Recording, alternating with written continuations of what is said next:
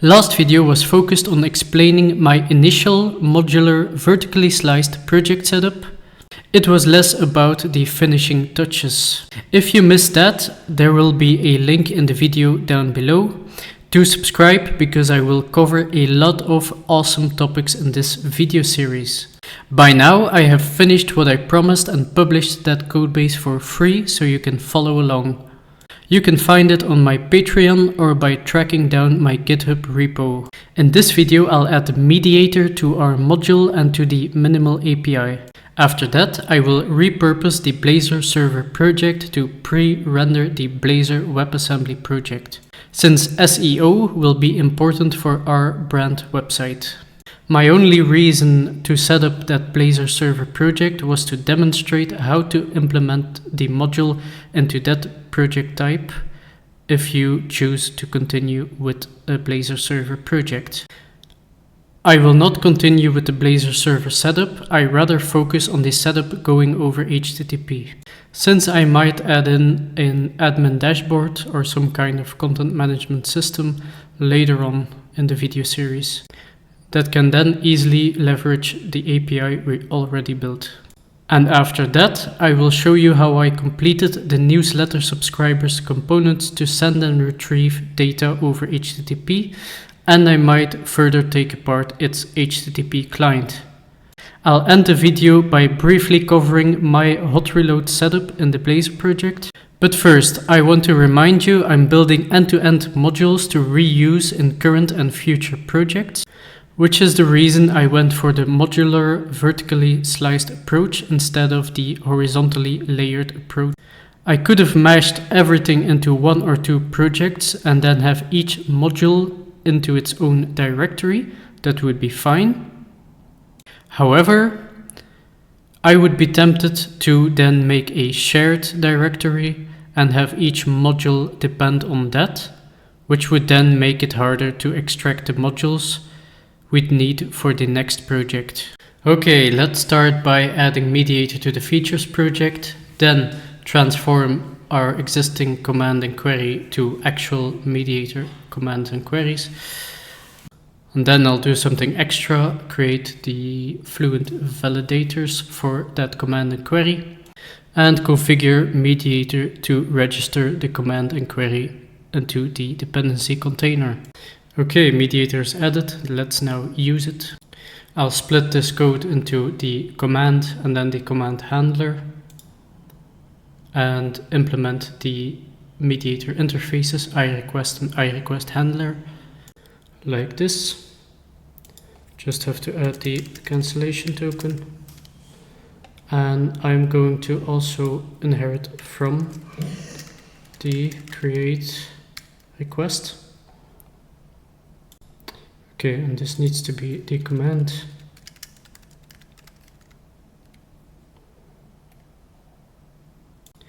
We can now pass the cancellation token.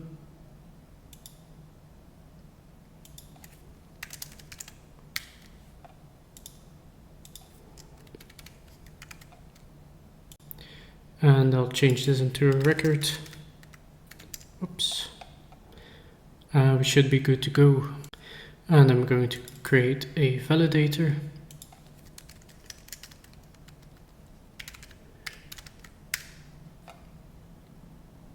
And I'll just inherit from the request validator I already created in previous video. I did the same for the query, but there is no request DTO and there is no validation. So let's skip that and head over to the extensions method to register this command and query by adding services.add MediatR, and then have a config config.register from assembly.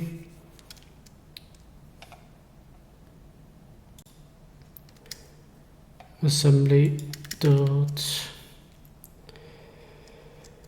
get executing assembly. That should be good to go. The reason I'm doing that here and not in the implementation project is so the implementation project wouldn't forget it. And let's now adapt our API project to use MediatR. We don't have this query anymore. Well, not like that. I think we can now get iSender. I call it MediatR.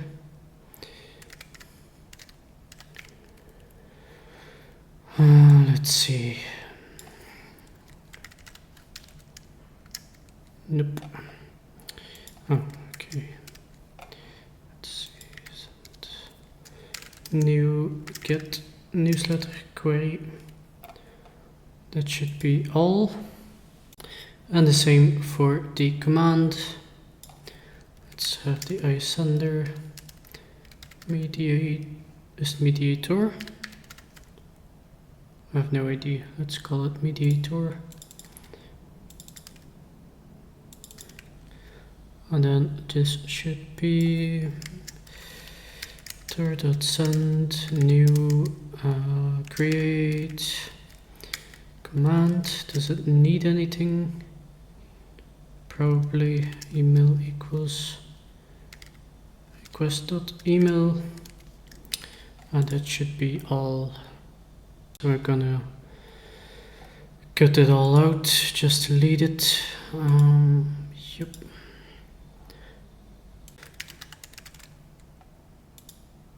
And that works with MediatR. Okay, next up, let's repurpose that Blazor server into one that pre-renders. I'm going to cut out everything that I don't need. This, the app, and even the imports, pages. Okay, let's change the render mode to WebAssembly pre-rendered, and then we'll have to reference the WebAssembly project.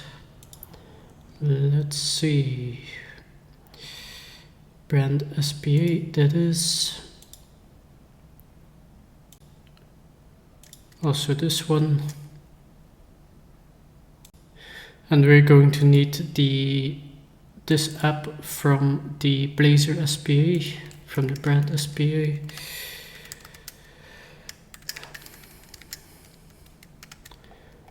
To resolve that, probably can remove the Blazor server.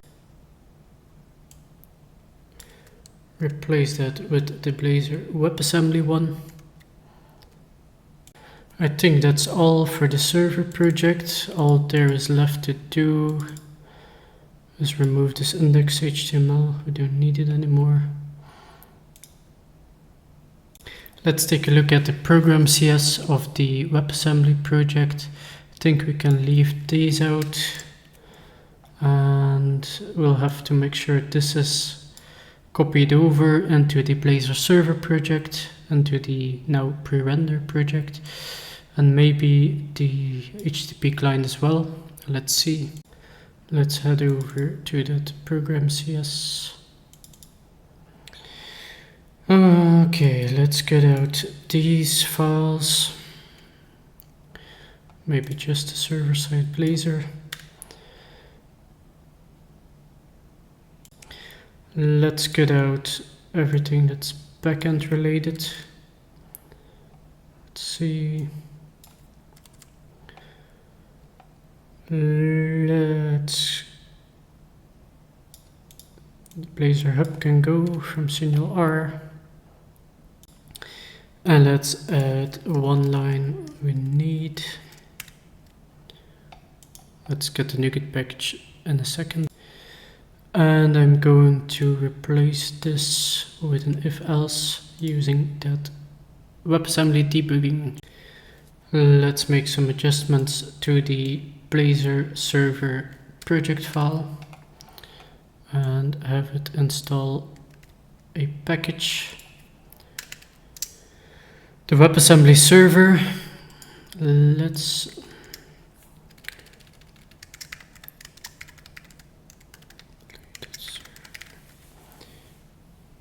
this one and have the 7 version, and that should resolve the rest. Let's add the app API URL to the server project, just like that. Let's see. Okay. Let's replace this with, this is not important right now. Okay. And then the last thing I'll need to do, and remove this. I'm not sure why this stupid error keeps showing, because I don't have the app CSS, I think, coming from the Blazor client project. Okay, that's better. So let's inspect that page source. We should see all the email addresses. So that's dynamically loaded, yet it's pre-rendered into the page source, which is excellent for SEO. If you want a detailed documentation from what I just did, first off, I have dedicated videos about those, but you can also just read the Microsoft official docs, and that will show you in short what we just did.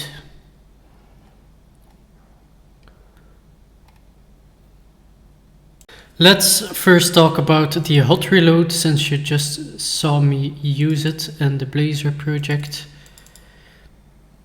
So first off, what does it do? It watches the file changes in your projects and then rebuilds when it detects file changes. This is especially useful when you're working with a Blazor project and then with a Razor class library. What would happen if you changed something in the Razor class library? Since those are static files, you might have to rebuild that project entirely and then rerun the Blazor project to see the changes. This is a very bothersome process for the tiniest styling change or the tiniest layout change. So it's a really useful feature. Let me show you how it's done in JetBrains Rider. So go to the properties folder, to the launch settings. And first off, I cut everything out with the IIS or the HTTP, because I'm only using the HTTPS. And then I added the hot reload like that, which is an executable of that's basically just going to run .NET watch on your project and launch your project on the specified URL. That you can just copy that over from the original. So let's test it out. So if I run the project, Blazor server, and then right here, yeah, I didn't run my API.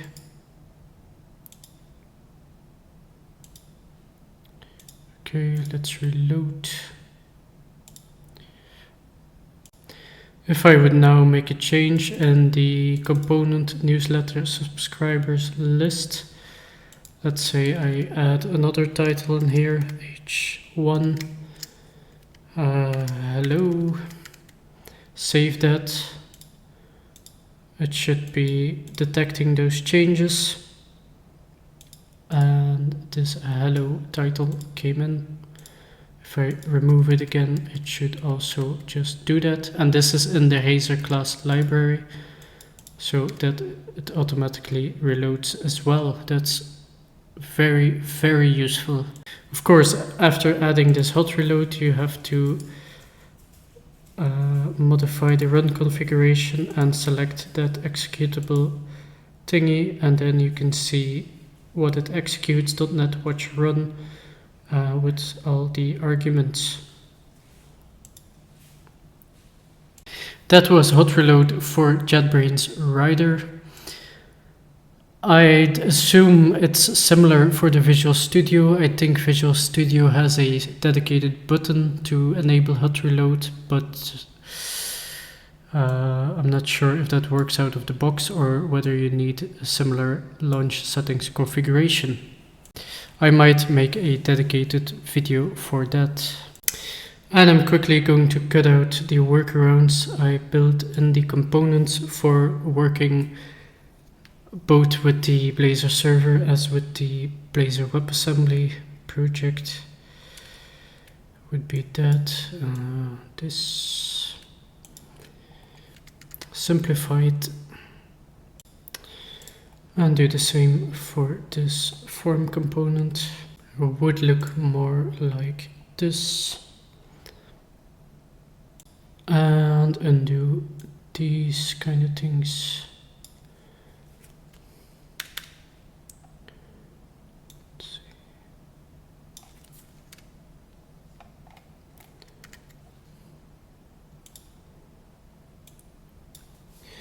Going to undo this force fetch as well. I put that in to refetch the newsletter subscribers after creating a new one, but yeah, it's just some extra stuff.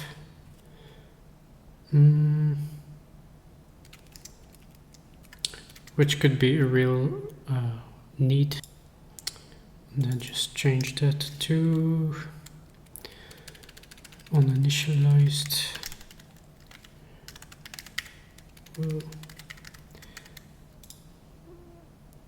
Okay, so let's now check out the HTTP that's happening in the Blazor component. So to get the list, I injected the provider, a provider I made as it's both an HTTP client and a state provider, so I didn't really know how to call it. I just called it provider.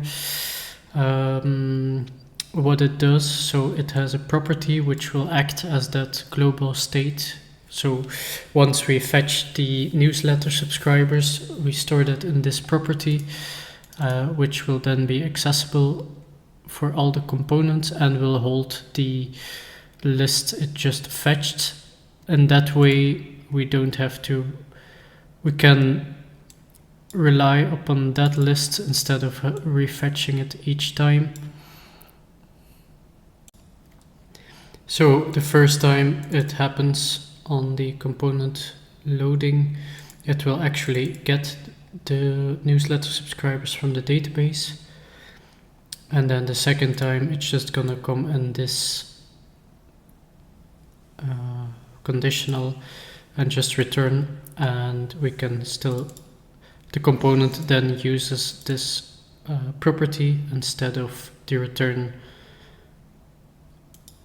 instead of calling this method directly.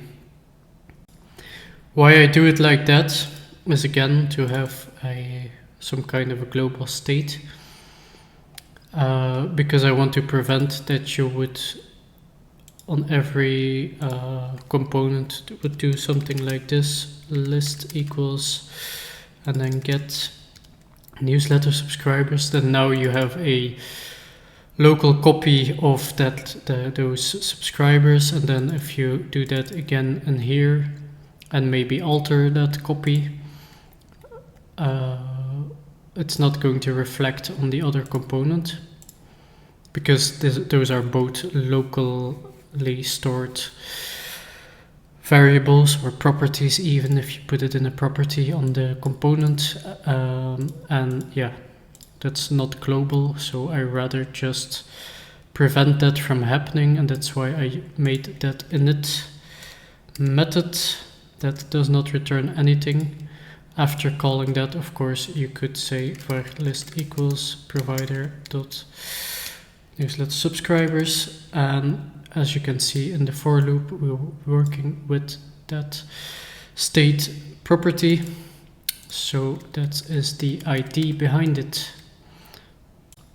Let's take a look at the create subscribers form. I also added this validation summary since I forgot that. All of that code is in the as I mentioned in the beginning of the video, is published. A conditional for the success message I added this button label. So the success message, which I fill depending on the success state, and then a task.delay reset form. So after 2 seconds of seeing that success or error message, it will reset all the fields. The submit button should be disabled so the user can't spam it. I'm not awaiting this. This might seem odd, but I noticed when I await this, the UI lags, kind of blocks the UI, the user experience. And why is this class ideal as a state provider? Since it is registered as scoped to the application. So when the application starts, an instance of this class is available as long as the app is running. And each component can just inject this class and access that current value. Now, does it make sense to vertically slice this file? I don't feel like that's the case. At the moment it's horizontally sliced, which means there's just one class holding the different tasks, like get newsletters and create newsletter. This, you could argue that this could just stay in that create newsletter subscriber component, as long as you don't need to reuse it anywhere else. And let's say we create a new component that also wants to, for some reason, do that. And then let's say we cut that out to the component. All there is left are these get newsletter subscribers methods and the init, which is basically the same, just fetching that data. So then that would be more of a HTTP client for the get action.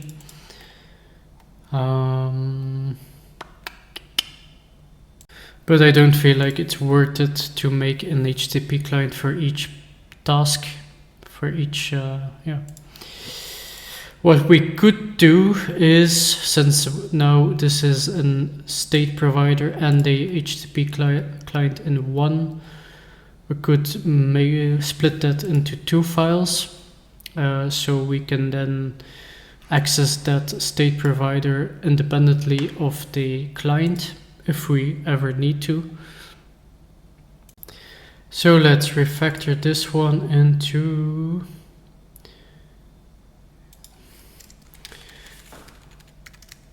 HTTP client and rename this, call it HTTP client. Provider isn't a great name.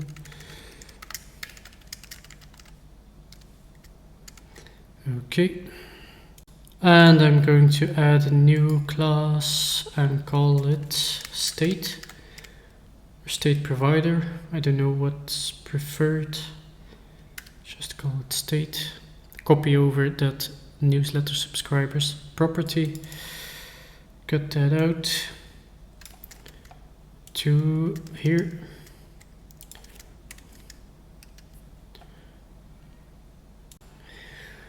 And instead of, so now I could do 2 things, and that is either make it the responsibility of the component to, whenever we fetch those subscribers, to then write it to the state, but I think that's a bit tedious to manage.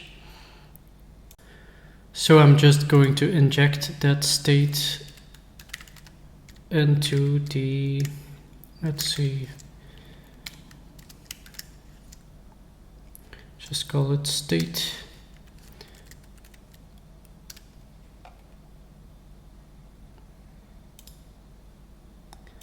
and just have this as state dot,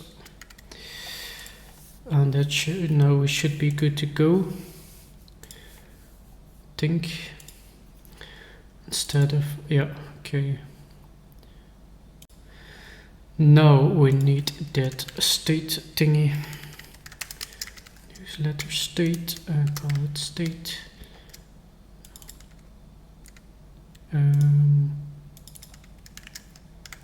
State.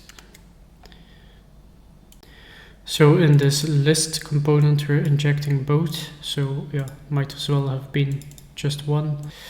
Of course we still have to add scoped newsletter state, and that should all just work fine.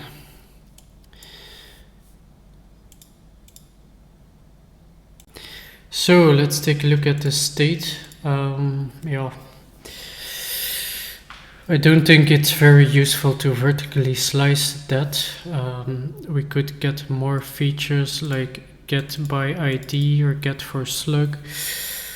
And then the state would have an extra one, like the selected newsletter subscriber, for example, to then maybe update or delete that one. And then these methods, get by ID or get by slug or update delete, would probably end up in this HTTP client. I don't think it's really useful to make a HTTP client per task, but do let me know what you think about that. Should we leave it horizontal or make it vertically sliced? That was all for this video. I'll make the source code available as a starting point so you can follow along with the rest of this series. So what did I do in this video? I started off adding MediatR to our features and then to the minimal API. And then I repurposed that Blazor server project into one that pre-renders the Blazor WebAssembly. I showed you how I'm using hot reload, and I showed you how I progressed the project to have that HTTP communication from Blazor WebAssembly to the API.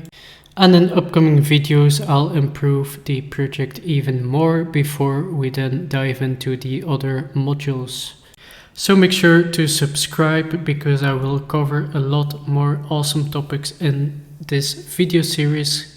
See you in the next one.